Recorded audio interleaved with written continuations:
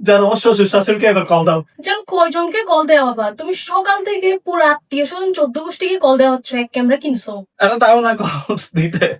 Hello, আমার শাশুড়িকে আমার সালাম দাও। হ্যাঁ না এমনি ফোন দিয়েছিলাম আর কি। আরে কি এমনি নতুন ক্যামেরা কিনছি যেটা বলো না। না আসলে আমার ব্লগিং এর জন্য নতুন ক্যামেরা কিনছে, তো ওটা নিয়ে অনেকটা এক্সাইটেড আর কি। ক্যামেরা নিয়ে আসতেছি বলো, ভিডিও করবো নাকি এইচডি তে? 8K তে করতে পারে এটা। না মানে বলতেছে যে আমরা আসতেছি সুন। তোমাকে পিরামিড দেখাতে নিয়ে গেছি যে, এটা বলতা। এটা জান গত 1-2 মাসে তুমি 100 বার বলছো। আর কত আরে মনে করে দাও না, ইজিপ্টে কি নিয়ে গেছি, ইজিপ্টে মিশর বললে চিনবে, মিশর বললে চিনবে, বলো না। ইজিপ্ট নিয়ে গেছিল যে, মানে ওটা বলছে নাকি সেটা না, মানে আব্বু কেমন আছে? তোমার চিন্তা ভাবনা সব তো এখন ওরা আমার উপরই দিয়ে দিচ্ছে, ওরা তো ভালোই থাকবে।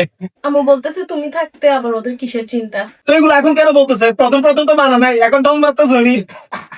যত বলতেছে এখন ইংল্যান্ড নিয়ে আসছি তো, পুরো দুনিয়া দাঁড়ি ঘুরাচ্ছি, তো এই জন্য এখন একদম সব ঠিক গেছে যে।